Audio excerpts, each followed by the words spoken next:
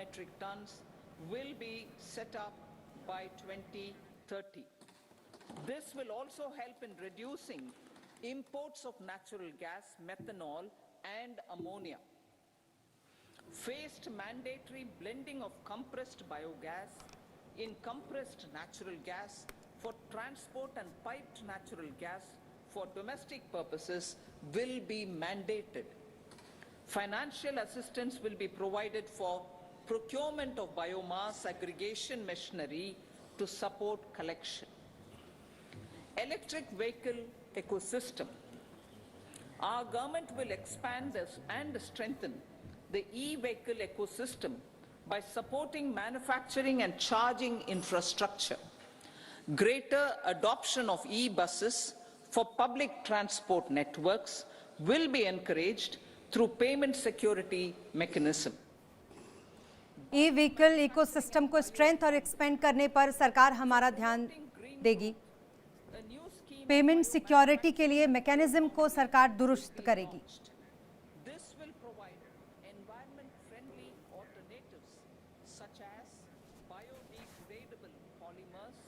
और जैव कृषि इनपुट जैसे पर्यावरण हेतु उपलब्ध कराएगी। यह योजना आज के उपभोगकारी निर्माण को पुनः सर्जनात्मक सिद्धांतों पर आधारित विनिर्माण प्रतिमंडों पर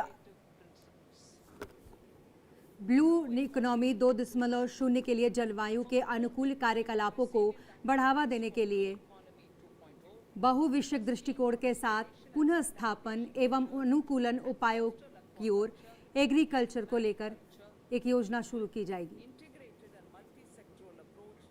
पर्यटन केंद्रों का व्यापक विकास, 60 स्थानों में जो G20 बैठकों की सफल जो हुई उसके आयोजन ने दुनिया के समक्ष भारत के आयोजक की सक्षमता प्रकट की है। कॉन्फ्रेंस टूरिज्म को लेकर आकर्षक गंतव्य स्थान भारत को बना दिया है। अब हमारा मध्यम वर्ग भी पर्यटन करने और नए नए स्थानों के बारे में जानने की इच्छा रखता है। पर्यटन में जिसमें आध्यात्म पर्यटन भी शामिल है, स्थानीय उद्यमिता के लिए अपार अवसर है। राज्यों को अध्ययन पर्यटन का अपार संभावनाएं इसमें है, जिसकी मार्केटिंग करने के लिए राज्यों को प्रोत्साहित किया जाएगा। पर्यटक केंद्रों को वहां उपलब्ध सुविधाओं और सेवाओं की गुणवत्ता के आधार पर रेटिंग देने हेतु एक फ्रेमवर्क बनाया जाएगा। ऐसे कार्यकलापों का वित्त पोषण करने के लिए राज्यों को मैपिंग आधार पर जोड़ा जाएगा। घरेलू पर्यटन के प्रति लोगों के बढ़ते उत्साह पर खड़ा उतरने के लिए माननीय अध्यक्ष महोदय, लक्षद्वीप सहित हमारे द्वीप पर्यटन अवसर संरचना और सुख समृद्धि हेतु पर्यटन क्षेत्रों को डेवलप किया जाएगा। इससे रोजगार सृजन में भी मदद मिलेगी। निवेश का संवर्धन 2014 से लेकर 2023 के दौरान FDI अंतर प्रवाह 596 बिलियन अमेरिकी डॉलर रहा था, जो इसे स्वनिर्मित बनाता है, जो कि 2005 से 2014 के दौरान FDI अंतर प्रवाह से 2 गुना है। को प्रोत्साहित करने के लिए हम अपने विदेशी साझेदारों के साथ प्रथम विकसित भारत देश की भावना से द्विपक्षीय निवेश संधियों पर वार्ता कर रहे हैं। प्रथम विकसित भारत, विकसित भारत के लिए राज्यों में सुधार।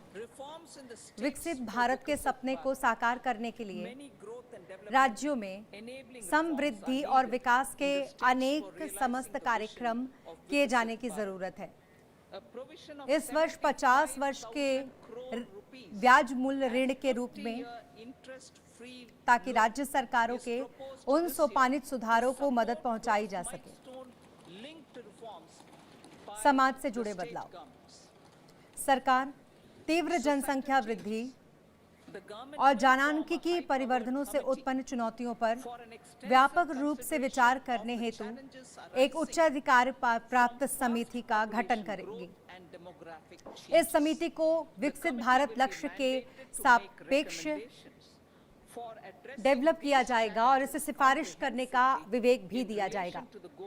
कर्तव्य काल के रूप में अमृतकाल। हमारी सरकार मुख्य समृद्धि के साथ अर्थव्यवस्था को सशक्त बनाने और इसका विस्तार करने और लोगों के आकांक्षाओं उपेक्षाओं को पूरी करने के लिए उपयुक्त परिस्थितियां तैयार करने के लिए प्रतिबद्ध है। माननीय प्रधानमंत्री जी ने हमारे गणतंत्र दिवस के 75वें मौके पर यह कहा था कि हम नई आकांक्षाओं, नई चेतनाओं और नई दृढ़ संकल्पों के साथ राष्ट्र के विकास के प्रति स्वयं को समर्पित करें, क्योंकि हमारा देश अनंत संभावनाएं और अवसर प्रदान कर रहा है। ये हमारा कर्तव्य काल है। आर्थिक प्रबंधन और शासन के बल पर 2014 से पहले